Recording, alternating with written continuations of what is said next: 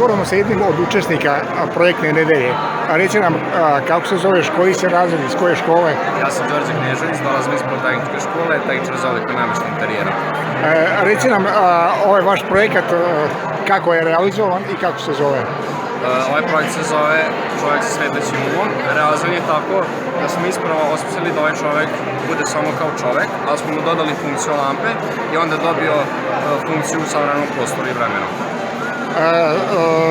Kako sam razumeo, dva smjera su realizovala ovaj projekat. Jeste, dva smjera. Koji je jedan, a koji drugi? Jedan je operator za nameštenog interijera, oni su izradili ovog čovjeka fizički, a mi smo tehničari za odliku nameštenog interijera, mi smo izradili crtanje i ideju. A ko je bio mentor od nastavnika? Manu Stamara i Igor Krčelić.